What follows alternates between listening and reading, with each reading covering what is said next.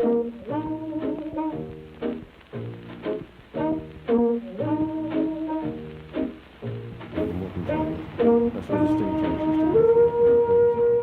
me, Isabel, and that's my granddad, Alan. He's 82. At the start of World War II, he was 9 years old, just like me.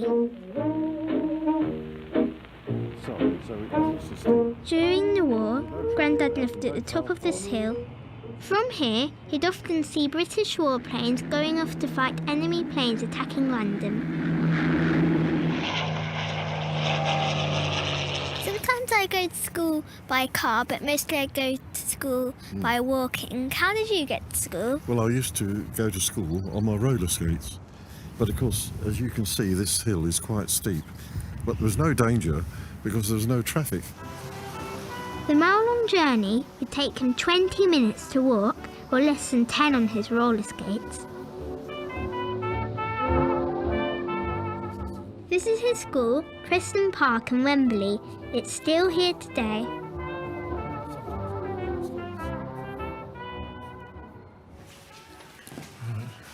Is this your classroom? Yes, I was last here in about 1940. Grandad's classroom would have looked something like this one. The different things about that time was our teachers don't wear suits. No. And we don't have blackboards. Yes. We don't have individual desks either. Yes. Sometimes, when Grandad was at school, they'd hear an air raid siren, which meant that enemy planes were in the area and might be dropping bombs. What would happen if an air raid went off during you were in school?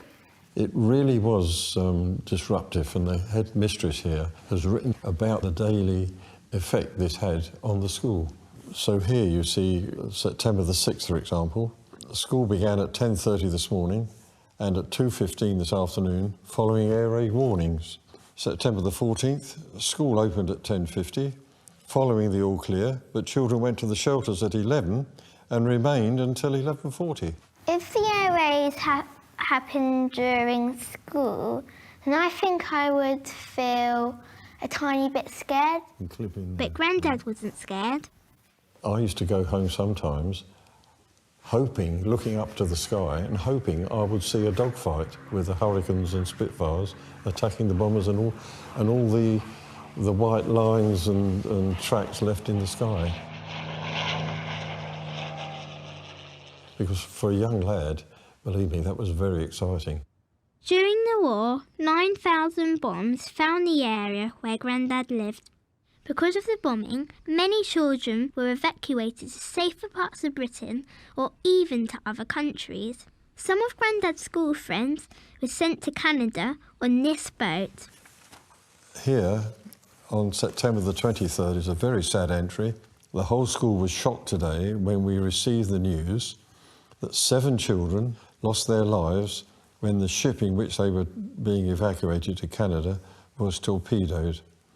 I would be a bit sad if 2 of my friends got torpedoed. This is an air raid shelter that was used during the war. If a bombing raid happened when Grandad was at school, the whole class was sent to an air raid shelter. There's one like it in the school today. It's now a museum. A lot of old stuff from the war. Oh, yes, yes. Did you rush to get out of school and into the air raid shelter, or did you all have to line up sensibly? We filed out and no one was allowed to run from the classroom. So we came out in an orderly fashion.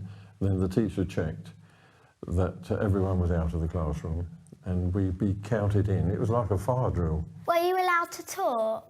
Oh yes, we could talk and carry on. We did take some exercise books in and try to work. But if anything's going on outside, it is a big distraction. You can't concentrate really, can you? I used to like to sit near the door because I liked to hear what was going on. It's quite similar to this because there's wooden benches going opposite each other and they're doing their schoolwork, which they would be doing. This is a purpose-built, solid brick air raid shelter with a reinforced roof, as you can see. How did you feel in the air raid shelter when there were bombs going off around you? We weren't really scared, no, not at all. But the uncertainty of the rockets was the worst thing, because the V1s you could hear. And if the engine stopped, you knew there was imminent danger. How did you know when the air raid had finished?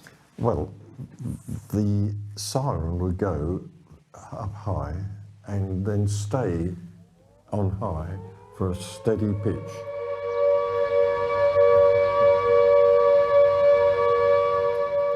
When the all clear siren sounded, Grandad and his friends collected pieces of metal called shrapnel from the recently exploded bombs. Here's two examples of shrapnel, and they really are thick, jagged steel. Here, just hold a piece and see what you think of it. It's very sharp and heavy. Yes. It would hurt if you threw it at someone, and it would hurt a lot. Oh yes, and it's very, very strong. Grandad lived in this house with his mum, dad and brother. Is that your Yes, mum? yeah, that's my mother. That's my brother Robin, and my mother Elsie Francis, and that's me as a young lad. My mother was not pleased that I hadn't smiled, and Did you have a bomb shelter at your house? no, we didn't have anything like that here. My mother and father went to sleep underneath the table in the front room, so if the ceiling came down, the table would protect them. My brother, Robin, was behind a bookcase with a cover over the top, and he slept in the corner there. Grandad slept on the sofa under an ironing board. Now, this ironing board was put across the back of the bed like this, and then put on the back of a chair, and the seat of the chair was level with my bed. Feels weird because you can see like the ironing board in front of you instead of the top of your ceiling. Yes, but of course when all the lights went out, you could forget about it, couldn't you? I would have felt a bit scared. Grandad's told me lots of stories about his life growing up as a child in World War II, but my favourite was that he slept under an ironing board and it saved his life.